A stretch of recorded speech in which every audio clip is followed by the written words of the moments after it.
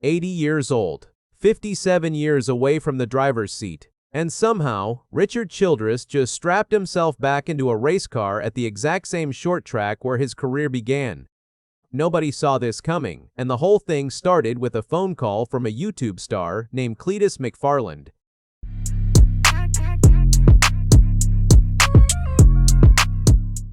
For most fans today, Richard Childress is the guy standing on pit road. He owns Richard Childress Racing. He's won championships. He built one of the biggest teams in the sport.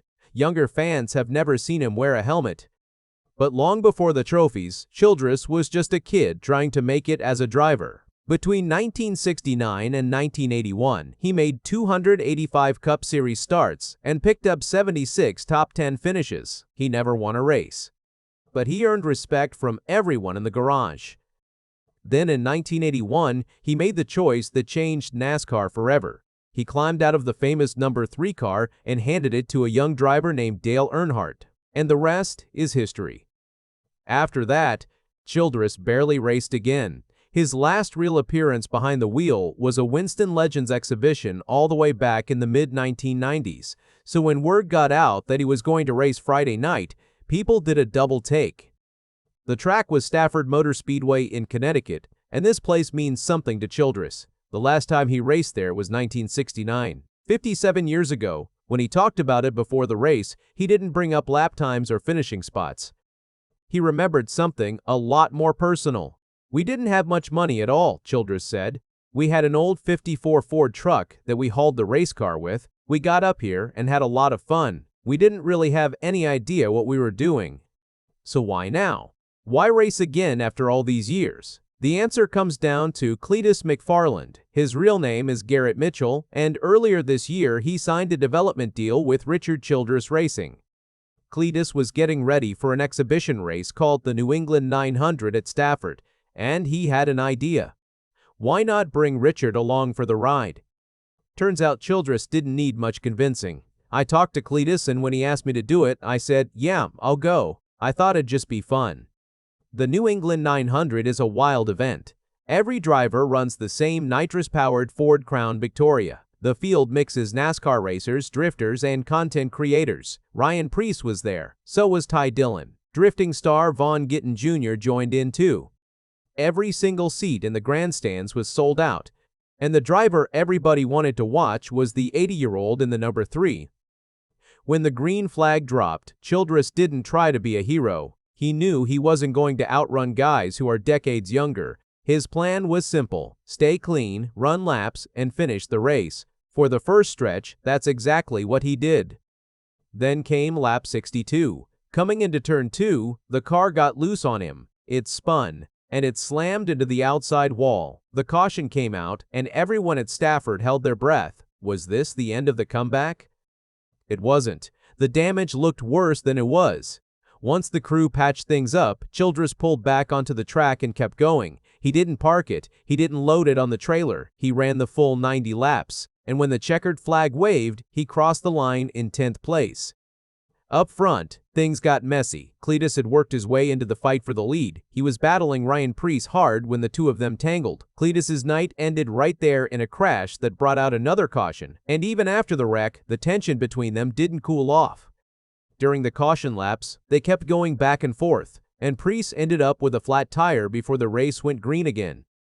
Preece still bounced back to finish second, and after the race, he had some fun on social media. He posted on X, "Cletus and I had quite the on-track battle. I was ready to tell RC to hold my watch." That one line summed up the whole night. An 80-year-old team owner showed up and reminded everyone what racing is really about.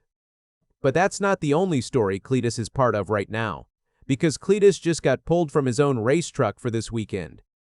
Nice Motorsports out of Salisbury, North Carolina, confirmed that a rookie is taking over the number 4 Chevrolet Silverado for Saturday's truck race at North Wilkesboro. That track is a tight little bull ring, brutal on equipment, and even meaner to first-timers. The driver stepping in is Donovan Strauss, a 20-year-old from Marietta, Georgia, making his very first National Series start. Now, before anyone thinks Cletus is getting benched, that's not what's happening. Nice only had him signed up for a few races this year, and North Wilkesboro was never one of them. His next start is already locked in. He'll be back in the truck at Talladega Superspeedway for the playoff race on Saturday, October 17th, on Fox Sports 1. And that makes sense. North Wilkesboro is all about short track skill. Talladega is about drafting and surviving in a big pack. Nice is easing Cletus into the tracks that match what he already knows. So far this season, Cletus opened the year at Daytona and crashed out early. Then at Michigan on June 6th, he brought the truck home 25th. That was his career best, and a real sign he's learning. Strauss is actually the 5th driver Nice has put in that number 4 truck this year. Cletus was 1. Ricky Stenhouse Jr. drove it. So did Ben Meyer and Connor Hall. Now Strauss gets a shot. This kid isn't just some random pick either. He started on iRacing, then moved up through Bandoleros, US Legends cars, and late model stocks all around the Southeast. In 2023, he won the US Legends INX Pro National title. Last year, he finished 9th in the Cars Late Model Stock Tour. And here's the kicker. He's already raced at North Wilkesboro in late models. So unlike most rookies who show up blind, he already knows where the grip is and where the walls bite. His crew chief this weekend is Mike Shiplett, who calls the shots for him in late models too. Nice's president, Cody Efaw, has said Strauss has been hanging around the shop for months, soaking everything up. What Nice is doing here is really smart. They're using one truck for 2 totally different missions. Cletus brings a huge YouTube audience and sponsor money. Strauss brings grassroots short track talent. Instead of picking one or the other, Nice is running both. And that idea of Cletus helping NASCAR? It's real. In a recent chat with Kenny Wallace, Cletus told the story of how it all started. He got in trouble with ARCA early on for putting a camera in his car. A NASCAR guy named Joey Denowitz reached out to help. Denowitz explained the rule.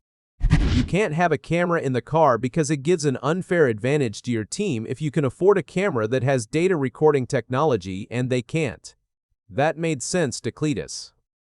So, Denowitz worked with him, got him legal in-car cameras, and now Cletus's Talladega streams pull in over 115,000 viewers on NASCAR's YouTube channel. Kenny Wallace asked him straight up, "Is NASCAR better now?" Cletus didn't hesitate. "I think it's better. I know it's better. 6 of the last 7 races have sold out." A Jeff Gluck poll showed 86% of fans loved the Chicago race. And Cletus gave the credit right back to the racing itself. Denny Hamlin winning from the back. Carson Hocevar winning at Talladega. As Cletus put it, getting people through the door is something he can help with, but the racing is why they stay. There's also a Cletus McFarland sweepstakes tied to that October Talladega weekend, giving one lucky fan the full VIP experience alongside him at the track.